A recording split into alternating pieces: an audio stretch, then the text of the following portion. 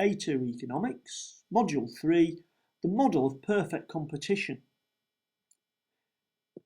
In this unit, we're going to look at different types of firm and different market structures, from the most competitive types of firms, something called perfect competition, through to less competitive structures like oligopoly and monopoly. We're going to study how these firms operate and how they make their key decisions. Perfect competition is a market structure where there's a high degree of competition between suppliers.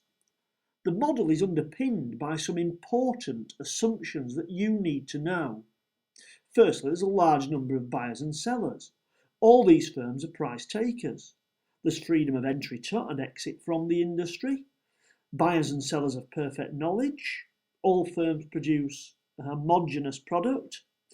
And all firms are assumed to be profit maximisers. As with any market structure, we begin with the average cost curve, U-shaped, and the marginal cost curve, which intersects AC at AC's lowest point. Price is set by the market. Remember, a perfectly competitive firm is a price taker, and the price that it has to take is set in the industry in which it operates. Let's consider that now. In this market then, the total amount of demand is represented by the demand line, and the supply line represents the summation of all the individual firms in that market. Bringing together demand and supply will generate an industry price, an industry equilibrium, and that's the price, PC, that our firm will have to accept, will have to take. Right, let's have a look at the individual firm now then. And what we see is that the price, PC, that was generated in the market, that is the price that will prevail for our firm, and that is the demand line for the business. You should recognise that demand is equal to average revenue, and that as this is a straight line, average revenue is equal to marginal revenue.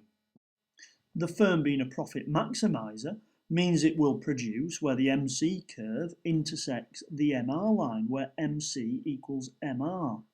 Note that this is an equilibrium position, and at this point normal profit will be made. Now let us consider a change. In the industry, let us imagine an increase in demand for the product, whatever it is. This could arise for many reasons, but the result will be the same, a higher price at PC1. Let us see what effect this has on our perfectly competitive firm. The higher market price causes the firm's demand line to shift up to reflect the new higher market price, PC1.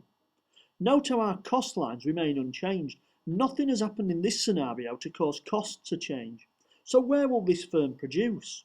One of our assumptions is that firms are profit maximisers. This means they produce where MC is equal to MR.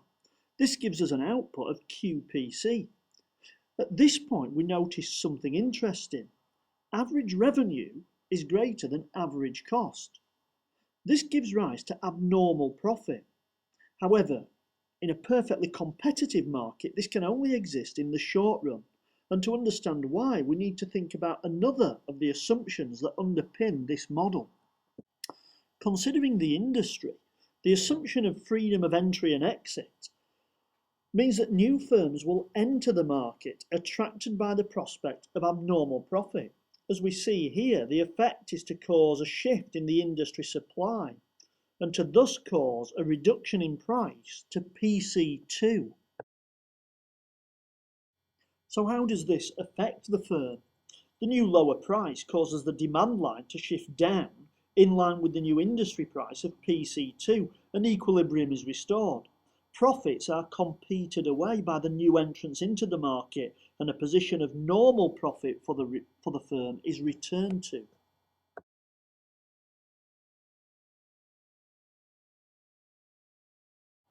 Let's now consider how losses can arise under perfect competition. A fall in demand in the industry leads to a fall in the price, in this case to PC3. Let's see how this affects our firm. The lower price is shown by the downward shift in the demand line to PC3. That's the price generated by the overall market. As always, the firm will produce where MC is equal to MR. At this point, however, average costs are greater than average revenue. The firm is making a short-run loss. The effect here will be for firms to leave the industry. Remember the assumption of freedom of entry and exit. The losses that are being incurred by some firms will force some to leave the industry. That should enable equilibrium to be restored once again. Up to this point, we have seen how changes in industry price have affected our perfectly competitive firm. Note that changes in costs will also have an effect. An increase in the firm's costs causes the AC curve to shift upwards. With price and demand unchanged, losses will therefore occur. Once again, this should result in firms leaving the industry due to the assumption of freedom of entry and exit. Final conclusions then about the model of perfect competition. We know that perfectly competitive firms are productively efficient. In the long run, they produce at the bottom of the AC curve. They're also allocatively efficient. Production takes place where P is equal to marginal cost. The price that consumers are willing to pay is equal to the marginal cost of production.